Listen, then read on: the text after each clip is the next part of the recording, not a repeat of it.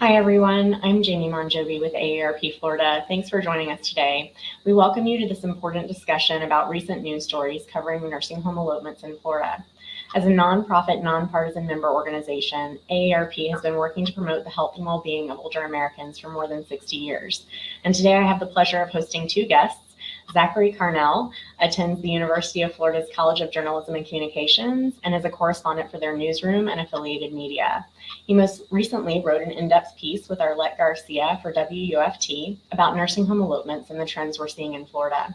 Jeff Johnson is AARP Florida's state director, and he leads a team of staff and volunteers across the state to fight for adults 50 plus on state and federal issues relating to long-term care, prescription drugs, healthcare guardianship, and much more. If you've joined us before on Facebook Live, you know this is a live stream where you can post your questions in the comment section and we'll follow up with answers for you. Zach and Jeff, welcome to our conversation today. Thanks a lot, Jamie. Yeah. So glad to have you here, and we're just going to jump right in. Zach, your most recent story for WUFT discusses the trends of nursing home elopements in Florida and what we're seeing across the state. And your article tells us that nearly 1,000 elopements have occurred between 2017 and 2021, and on average, that's about 4 per week. So let's start with the basics. Tell us what nursing home elopement is and why you think it's important for the public to know about this story. Yeah, so elopement, that describes just any instance of a patient or resident leaving without permission or supervision. The term isn't specific to nursing homes, but in that context, it holds a little more weight because people who are staying at a nursing home are more likely to have cognitive issues like dementia, which, depending on the severity, can make it really difficult for someone to monitor their surroundings. And that's why I knew this was an important story, because if you don't know where you are or why you're there, you can end up in some really dangerous situations, like life-threatening situations. And I was surprised just looking through when I was trying to find any other articles that had covered this. They were few and far between. There were really just a handful over the last 5-10 years that I could find that really kind of delve into the issue. So I wanted to make sure I was as comprehensive as I was. Yeah, absolutely. Thanks for that. Jeff, AARP Florida has been warning about risks to the health and well-being of nursing home residents for some time. What part of this story was most compelling for you, and what is AARP doing to help nursing home residents and their families? Yeah, thanks, Jamie. I mean, I think we look at this as a symptom of a much larger issue around nursing home quality, because the reality is these elopements tend to happen when there's nobody minding the store, when there are not enough staff to keep tabs on people who may be at risk of wandering, may be at risk of leaving the facility. I have to say that in a lot of ways, AARP takes the perspective of the family caregiver, who often has been caring for somebody at home before they go into an institutional setting. And there's an expectation that once somebody has made the decision to go into a nursing home, which is the highest acuity facility for long-term care, that you're going to get the sort of care and attention that would keep somebody from just wandering off. And it kind of, to Zach's point, I haven't seen a study like this in the past that has really looked globally at it. Unfortunately, the only thing that we tend to see is the occasional story about an individual instance of this happening. So to see that it's a broader systemic one is even more of a concern, and especially that it's not really focused on a particular community or particular facility, a particular market, but you can see from the map here, it's really all over the state that we have these sorts of incidents. And I think if you've got a family member, if you've got a loved one who's in a facility, this is a cause for concern. Certainly. And Zach, we know from some of the people that you talked with for your story that elopement can be extremely dangerous for residents, especially, as you mentioned, with dementia-related conditions like Alzheimer's disease. And several of the people that you spoke with for the story had detailed these horrific situations where they were, very concerned about their loved one when the elopement happened. What did you find through your research that facilities are doing to address these types of elopements? Yeah, when it comes to the only access I have to these stories are through the deficiency reports. That's the only way they're made public.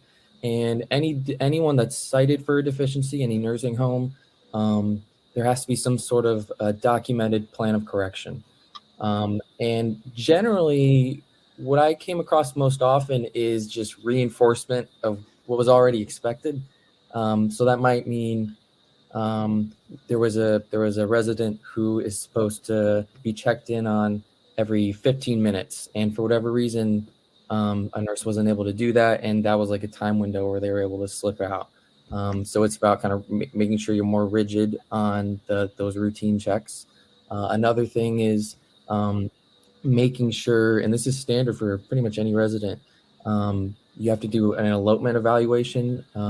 So how much of a risk are they for elopement? There's supposed to be like an observation period where you're watching them. Like, are they ambulating around the facility? Are they testing doors? And someone is supposed to make that calculation of how much of a risk are they for eloping. And do they have a history of elopement? This is pretty basic stuff people are expected to do, but sometimes nursing homes just aren't able to do it. And there's a laundry list of reasons for kind of what gets in the way of that. Yeah. So when you say deficiency report, can you tell us like where those come from, where the deficiency reports come from? Yeah. So these kind of are funneled through both the state and both at a state level and a federal level. The Centers for Medicare and Medicaid Services, that's the federal level, and at least what they told me, they tend to function through the state anyway. But the state level is the Florida Agency for Healthcare Administration, and they're the ones who are actually going to nursing homes and doing these checkups and making sure that nursing homes live up to the standard that they have for nursing homes. And they're the ones that write these deficiency reports. Okay, thanks for that clarification. Jeff, I know there have been recent changes in state law that have affected the quality of life and safety for residents in Florida's long-term care system. And as Zachary just mentioned, it seems like there are some gaps that have caused things like this to occur inside these facilities. Can you elaborate, Jeff, on what those changes in law are and how they are impacting residents currently? Yeah, I mean, you'd like to think that this is a problem that the industry and the network of facilities has identified as one they need to solve. But what we've actually seen in changes in the law have moved us farther away from safety. So last year, 2021, there was a measure that allowed relatively untrained staff to fill roles that had previously been filled by certified nursing assistants. And so while the intent that the facilities put forward was we need more bodies, we need more people in the facility, the reality is what we're seeing is that they're just replacing more trained CNAs, certified nursing assistants, with untrained personal care attendants who they hope to train up. But we haven't necessarily seen enough data to see whether those folks are actually moving up in the ranks and developing the training they need. And then this year, there was a more significant change, I would say, that reduced staffing standards in Florida nursing homes. Florida nursing homes did have one of the higher staffing standards in the country, so it's obviously surprising that we're having issues with elopements with that higher standard. Now we don't have one of the higher staffing standards. We're really more middle of the pack. And that 20% reduction in staffing means there are fewer eyes on these residents who are at risk of eloping. And so I'm sad to say, I think that this could be more of a problem going forward than it's been. Okay. Yeah, that's a great point, about the issues currently that we're having and, what we would, see in the future based on that. I'll also mention that, 40% of these types of facilities are still on AHCA's watch list. That's a number that we have been tracking really since, these types of policies have been put into place. So it'll be interesting to see what happens there as well. Zach, your story tells us that in multiple instances, your research found that regulators had either failed to document or penalize malpractice in nursing homes, even when endangered, at-risk residents were endangered. Why is that? Yeah, I never got a clear answer on that from Florida's Agency for Healthcare Administration, but my best guess is because people can lose their jobs and nursing homes can be shut down if they're cited for too many deficiencies. And something I came across multiple times in these deficiency reports was nursing homes waiting dangerously long to call to notify authorities, or just not reporting it at all to their higher ups. Because it's a really scary situation when you have someone you're responsible for in a life-threatening situation. You don't know where they are.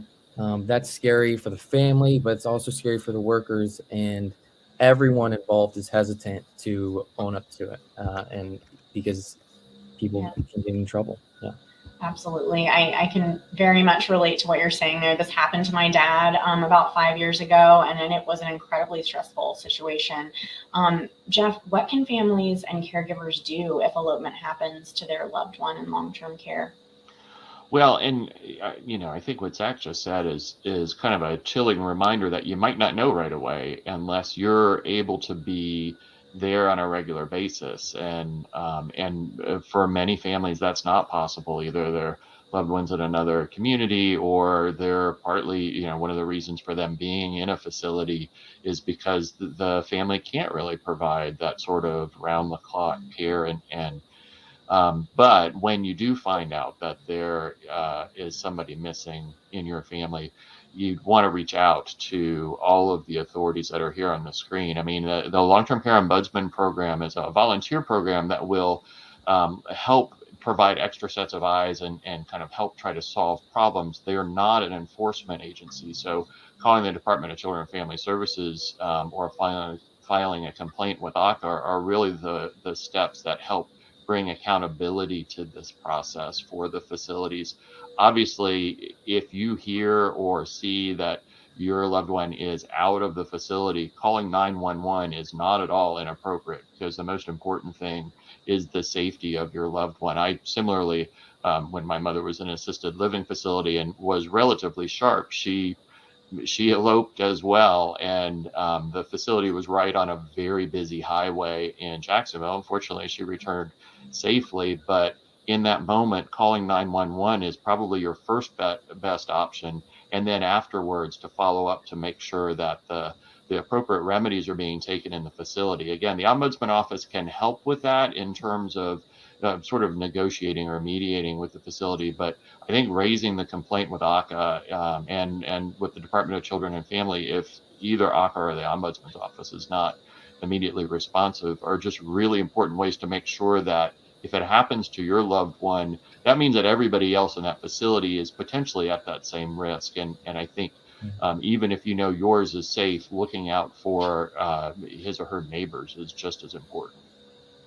And I will follow that up to say that, fortunately, we were very fortunate to have, the facility followed up immediately with our family. My dad was found safely, but I think that, clearly there are many people who don't find themselves in that situation. So, thanks for that, Jeff. I think the other question I wanted to ask, Zach, is we know this isn't your first story following long-term care and nursing homes. We were lucky to speak during the 2022 legislative session, but I was curious about what aspects of the long-term care system in Florida do you find most challenging to cover?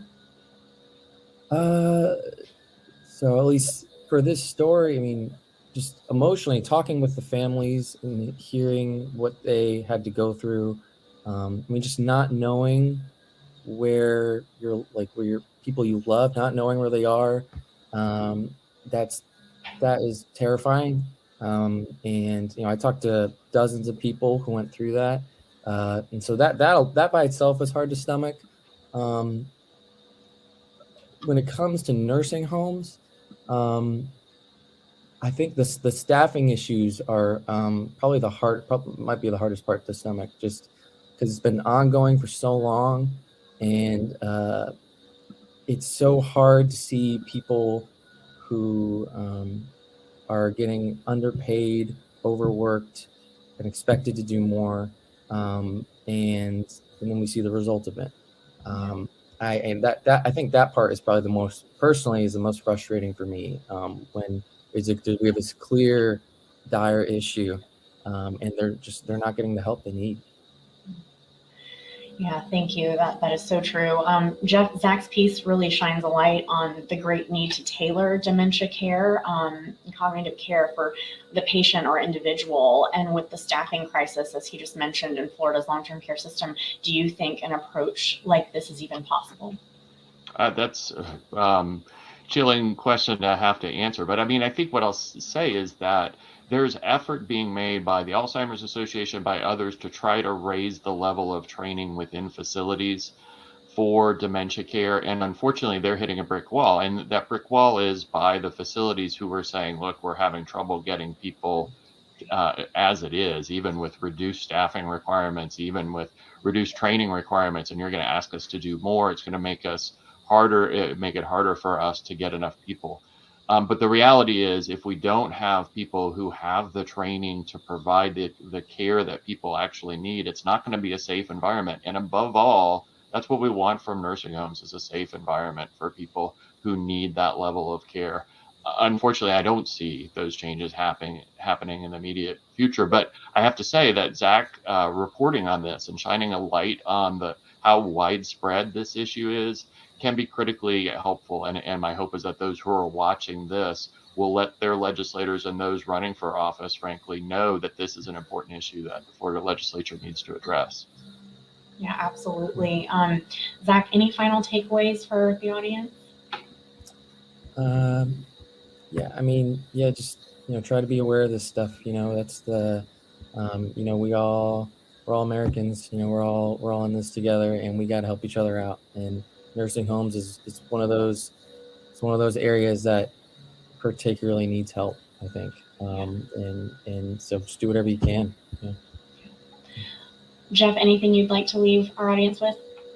No, just I again, so appreciative of Zach for covering this, and Jamie, thank you for pulling this together, because not everybody sees every clip that comes across the wire, and it's important that people who are dealing with family members who are in facilities know that this is a possibility. Of course, AARP's website has a lot of resources, both about what's going on in Florida nursing homes at aarp.org/FL, but also our general website has a lot of information and tips for caregivers, for family members, questions to ask, things to do. And so I hope that as a resource, folks will feel like there are some next steps that they can take to try to feel a little bit safer about what's going on with their family members.